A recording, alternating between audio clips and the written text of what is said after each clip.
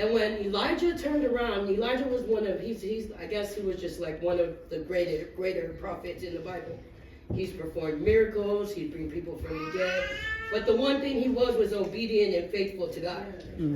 That's what he was. No matter what he did, he always chose to trust God and do what God asked of him. So I was just like, okay, so you got this young boy, Elisha, that's been called to follow Elijah. And he asked him, after all these years and all this time, what is it that you want from me before I leave you? This boy Elisha said that he wanted a double portion of Elijah's spiritual being. He didn't ask for no money. He didn't ask for no car. He didn't ask for no cattle or no land or anything that was riches and gold. He didn't want. This man literally asked that he'd be spiritual just like Elijah. And for me, in order for me to understand this, I had to literally go back from this one verse. I couldn't sleep. I was like, okay, so what's the deal? Who is this prophet Elijah? I needed to know. Why was it that Elijah followed him for so long but didn't want nothing but a double portion of a spiritual connection that he had with God? And so, I'm sure we know a couple of things, but I'll just give you guys a couple of examples. Elijah, he was the one who went to King Ahab and told him about the drought. This is what God told him to do. He went and told him about the drought. Not only did that drought happen for 3.5 years while the world was in famine and starving, God provided and hid Elijah. He hid him where he had food. He hid him where there was water for him until the drought passed. Not only did he keep them safe there at his darkest and where people would think, well, I'm not going to go stay in the wilderness by myself and the world's dying. But from my understanding, when God did that to him and he came out after that drought, before he even went to the Gentile lady, I feel like God was showing him that time, I will never leave or forsake you. Whether you're in the wilderness, wherever you are in this world, God, will not leave or forsake you.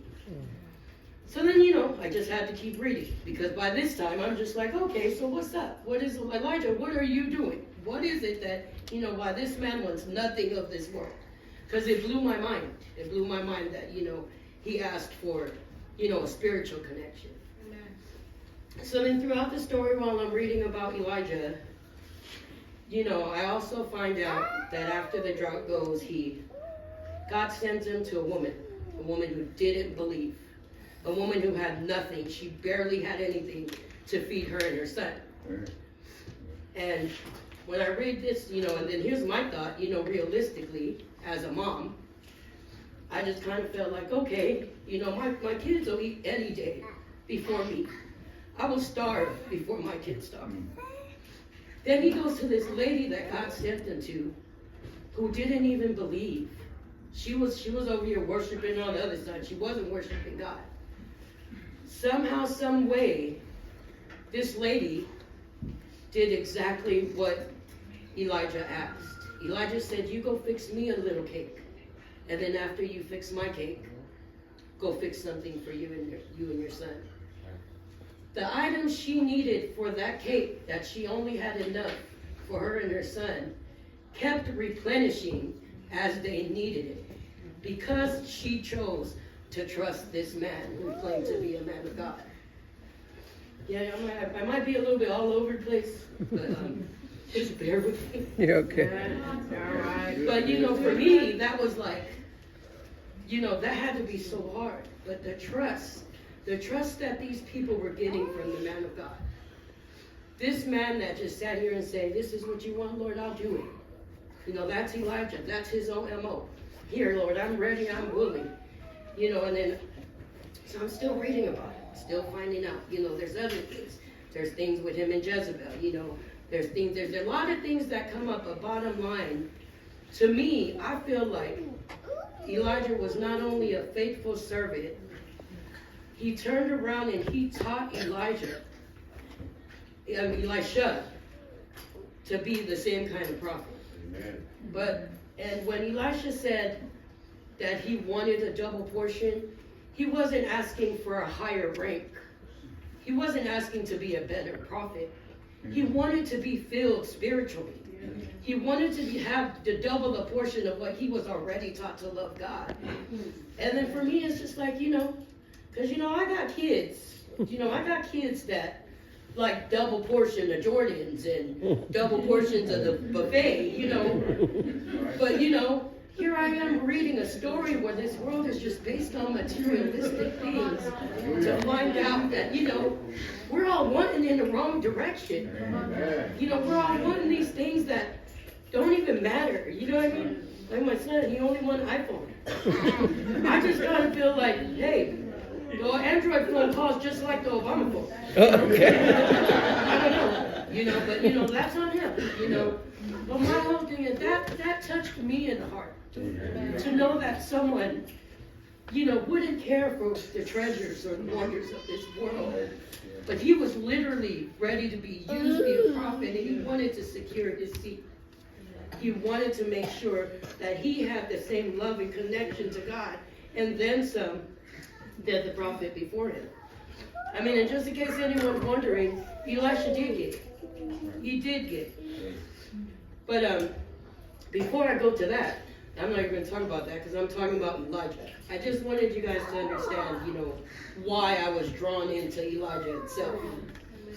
And then, so that first verse I read you, 2 Kings 2, verse 9. Verse 10 is Elijah's response to Elisha. And he says, "You have asked me a hard thing. Nevertheless, if you see me when I'm taken from you, it shall be unto you. But if not, it shall not be so." So I'm like, okay, all right. I'm more of a King James Version person, just because that's what I grew up reading. So I chose, a King James Version. But now I'm just like, okay, let me go and reread this again to where I can understand it. Because at first I did it. And then I understood. To me, I kind of just felt like, I feel like Elijah kind of meant like, in today's world, like he's wanting all this. But I kind of felt he was asking Elisha, what do you see? When he tells you, like, you'll see me go when I go. Like, what does he mean? For me, I feel like he meant like, do you really see the working power of God? Or do you see the power of wanting to be a great prophet? There's two different things. Now you got to understand, Elijah was also a man that went against 450 fake prophets and another 400 all at once, all on God's command. And he sat there going against all these people.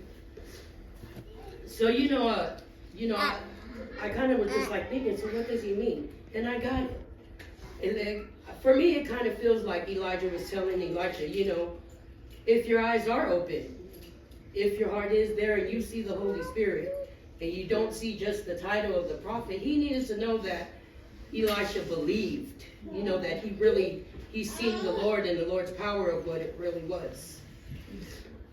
So, for me, that's, I guess, it kind of feels like it's your Christianity.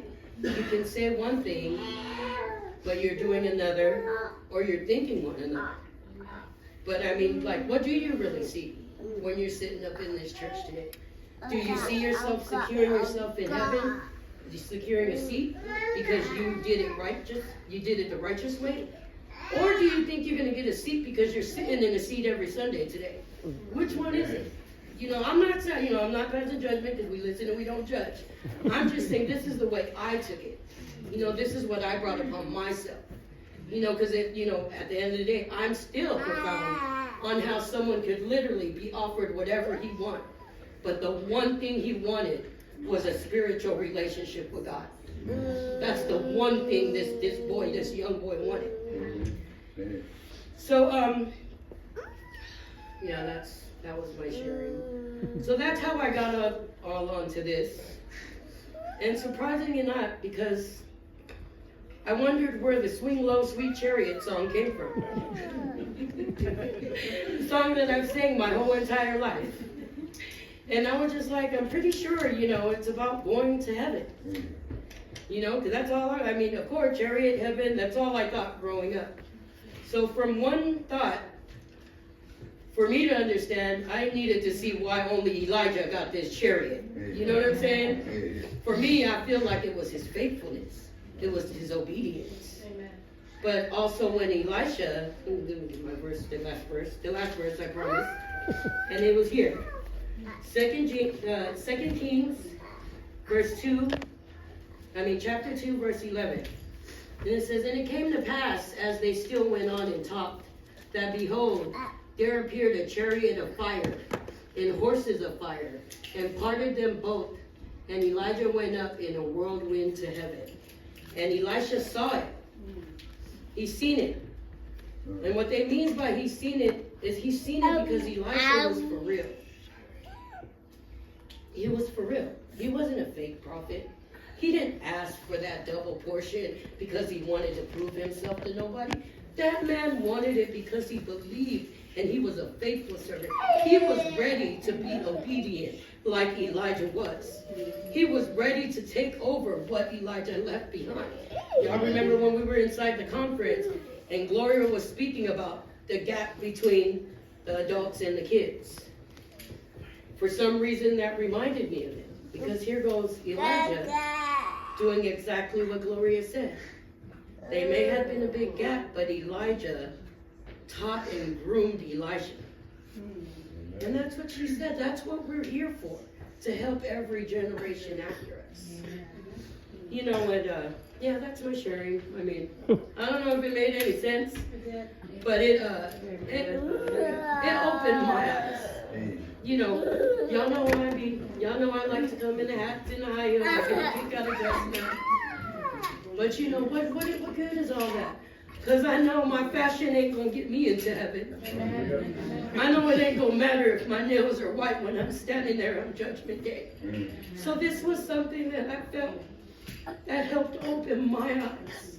So I really do hope that I was open enough to where you guys could kind of understand, what I'm trying to talk about, even though I was all over the place. But I guess what I'm saying is, his heart, Elijah's heart, and because of the person he was, and because of his faithfulness and obedience to God, he was never left alone. This man was tested. He tested other people that didn't believe, all in back of the command of God. And God made sure that he was good. Elijah's the only one in the Bible who left in a chariot. Enoch left dead. He wasn't dead either like Elijah. But why was that chariot sent down for this man? What made him so honorable that they sent that chariot for him? That's just something to think about. While we're sitting here wondering, wanting more things, wanting a bigger house, wanting a better life, feeling like we need more money. What's going on inside our souls and our hearts? Because we can't take that money to heaven. And we sure can't spend it while we're dead. That's why I was broke. Because I don't believe I can spend it when I'm dead. I'd rather spend it now. But I'm just saying, what good is it? What good is it if that soul is so dark and that soul's going to lead you either left here or with nothing at all? And God bless you guys. That's all I got to say. But I'd like to call my kids